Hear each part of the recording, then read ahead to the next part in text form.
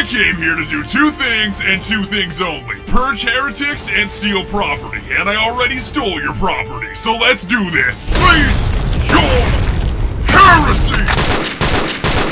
For the Emperor!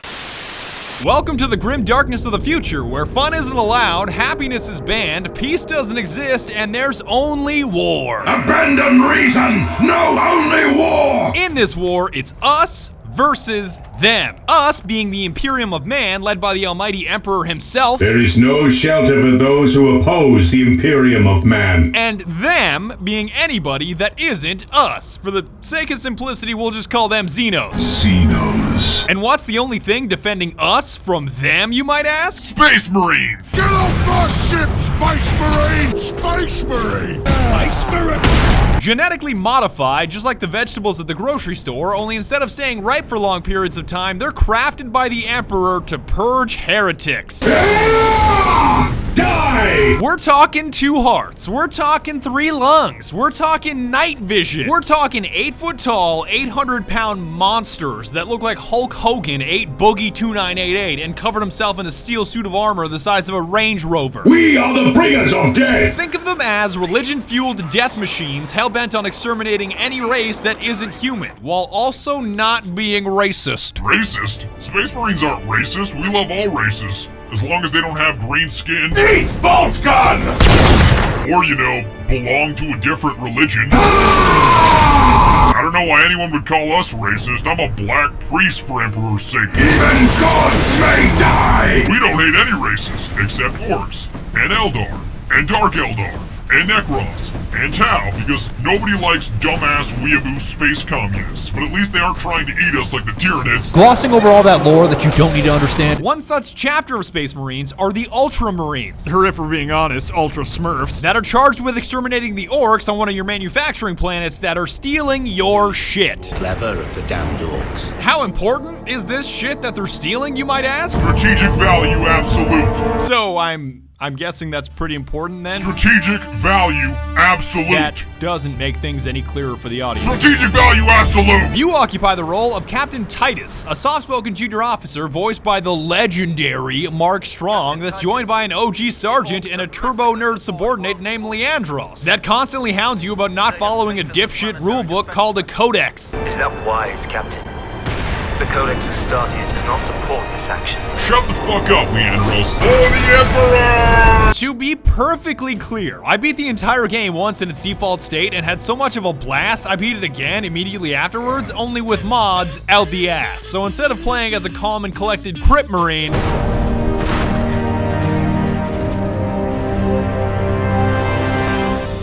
I played as a Blood Marine, which, if I'm being honest, was a slightly different experience. Die, scum! No prisoners! For the Emperor! So if you're about to write this video off as heresy or confusing, I understand. I just grew up playing an RTS called Dawn of War and would rather play as a Blood Raven than an Ultramarine Smurf Blueberry. None of this is really important. Let's start purging, and also spoiler alert, transitions are weird. The Orcs invading your planet and trying to steal your huge-ass Titan tank are a super diverse bunch, ranging from puny little orc children that shouldn't even exist. Hey, get back here. Don't run away from me. Why do you even exist? Why? Come on, come on. Yeah! All the way up to the orc war boss Grimskull himself, who was basically Shrek in his final form. You trying to steal my Titans? Steal my loot? I'll rip your guts right out your throat! Equally as diverse are the weapons at your disposal to eradicate them with, from a dinky bolter pistol all the way to a heavy bolter, because when it comes to orcs, the caliber you're firing can never be too high. I'm gonna need a heavy bolter for this heresy. The quickest way to purge through scores of orcs? Melee. Getting up close and personal is not only the fastest way to cut through a horde of orcs with single, double, and triple hit combos, but believe it or not, it's how Space Marines heal. Yeah, that's right, these guys are so draconian they don't need to pick up health kits, because the enemies are the health kits. Just crump some poor orc, mash your stun key until an orange skull pops up, and execute his ass for a speedy and convenient health boost. Die, heretics! Yum! Your melee weapon of choice is a trade-off between speed and damage. Like the chainsword is agile and great for cutting things, while you're also simultaneously already cutting things, but it's less potent against heavy armor. I am cutting things even though I was already cutting things. On the other hand, or rather, with both hands, the Thunderhammer handles as awkwardly as a bus, but it also hits like a bus, running a stop sign in a school zone. Hey yo, Orc, are you Elon Musk? I'm about to send your ass into outer space! And you've got a power axe in between those two extremes, and I can't explain why, but it feels like you're competing in a figure skating / rhythmic gymnastics competition when you use it, and I'm oddly okay with that.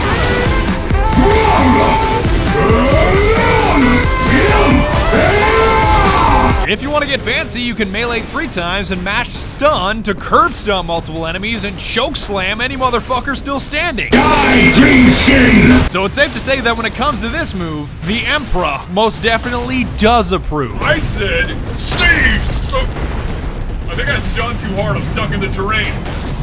Brother, I am stuck in the terrain. Where's Captain Diomedes when you need him? Brother, I am pinned here! Eventually, you'll realize you can't just slice your way through the game. Chaos Marines and their pedantic piece of shit leader meme rock.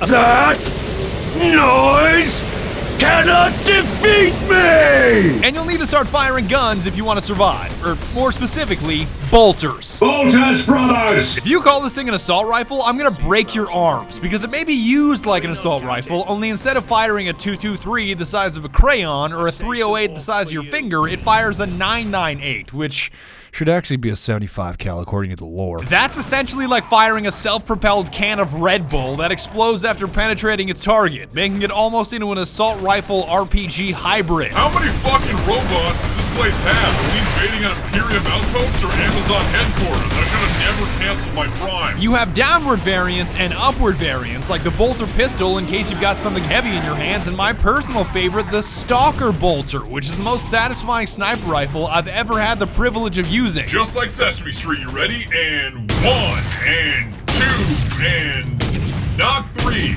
not 4, 5.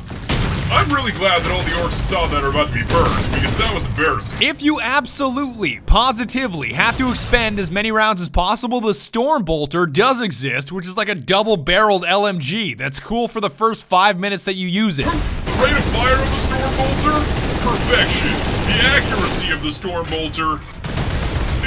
Just put him anywhere that's remotely close to a target. I don't really give a shit. But better alternatives do exist, because the game gives you 4 slots consisting of a primary, secondary, long range, and Fuck, there's way too many fuck! I kept the standard bolter and stalker bolter throughout most of the game because sometimes one bolter just isn't enough to stop a horde of orcs trying to crump your ass into outer space. I'm gonna need 2 bolters for this heresy. But once I started fighting the forces of chaos, I dropped the stalker for the las cannon, or laze cannon, aka the Space Marine Spartan laser that was clearly superior, because here's me killing a Chaos Marine with a bolter.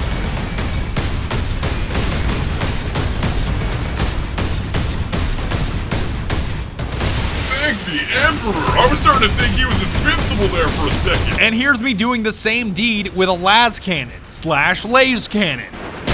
By the Emperor, that's powerful. For your heavy slot, it's all about the Vengeance Launcher, which fires sticky nades that you can personally detonate, because who wants to launch rockets when you can launch vengeance? A vengeance launcher.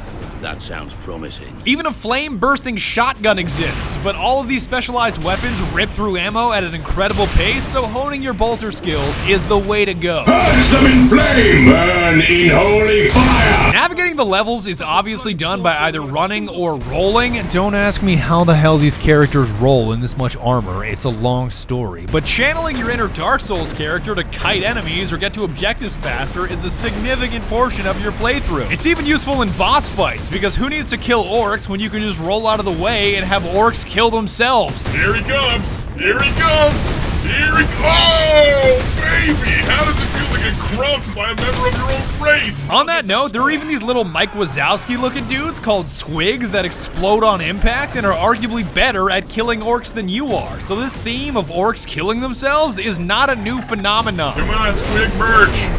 Merge into the group! Get in there! Get in there! Yeah! But as I was saying, you won't always be running or rolling through the terrain because eventually you'll gain access to a jump pack, which when combined with a Thunder Hammer is like an NBA dunk contest mixed with Super Smash Brothers. Outside of LeBron, 5 seconds left. LeBron leaps. Oh my Emperor! LeBron James with a complete disregard for orc life. Feel the Emperor's wrath! This jump pack also happens to be wonderful at getting you places in record time. It's almost like using unbridled rage as a mode of transportation. I fucking love my commute! And now that you know what you're swinging, shooting, and zooming around with, there's one thing that enhances everything, and that's called Fury! If being a Space Marine wasn't already super soldier enough, you can channel Fury, which builds up as you purge heretics, and well, deliver merciless justice upon the enemies of humanity. that means your health surges. That means you hit harder. That means you turn 30 seconds of hacking and slashing into a 10-second nightmare for any enemies in your general vicinity, punctuated with curb stomps that are extra earth-trembling. Oh, that never gets old. This Fury becomes more and more powerful as the game goes on, and there's even a marksman mode. So if you ever wanted to enter a slow-motion bullet time mode as a badass Space Marine, here's your shot.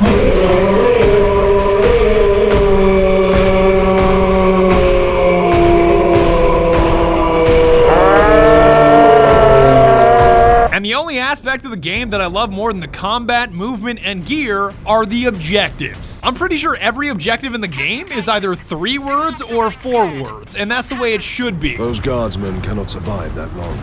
We find a way to destroy the gun. So you may be able to criticize some stretches of the game for being just running and rolling between elevators. Hey look, I'm on a lift. Does anybody know if repeatedly rolling or sprinting is faster? I've been at this 200 years, I still don't know. Hey look, a lift. But it focuses on what it's good at, which is violent purging and eradicating any life form that doesn't look like you. Ah! Stop resisting! I'm gonna keep it real with you, Chief. I would say sorry for hitting you so hard that the game glitched, but I don't apologize to Xenos. The story isn't all that important, seeing as the game only takes 5 to 6 hours to beat, and the best character is Orc Warboss Grimskull, because he's the only character that doesn't put me to sleep with her monologuing. You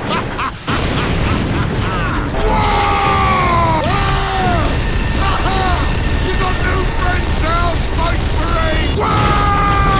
I ain't finished with you yet, Space Marine!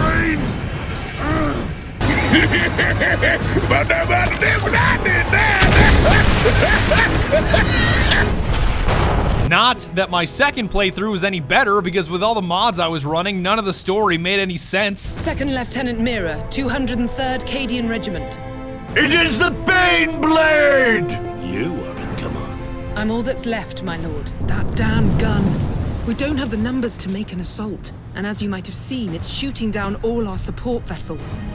Engaging Warp Spider! Ah! A Warp with me, then. Spider! But at least you get to hook up with some Blood Ravens to cleanse an entire bridge in the end sequence, and given their history of kleptomania, I'm shocked they didn't steal anything. Hippity hoppity, where the fuck is my property? You're gonna hate the final boss fight with Mimroth, who's obsessed with becoming ascended for reasons that I won't spoil, but again, this game is about the gameplay, not about the story. Damn it, I had something for this. Something, crack his wax. It's not about the plotting, it's about the Purging! The end. And that's about it. But before I go, I wanted to mention, as of me recording this video right now, it is $7 on Steam. This is in no way a sponsored video. I'm pretty sure Relic, the guys that made it, don't even exist anymore. Of course, Sega still exists, but I don't think Relic is around anymore. So from an unbiased position, if you have $7 on you that you're not gonna spend on your next meal, I highly recommend that you pick it up. As long as you don't let a bunch of turbo nerds drown you in lore that takes lifetimes to understand, Warhammer 40k is fascinating. So again, $7, totally worth it. Thanks very much for watching, and be sure to tune in next time when we make fun of the salamanders.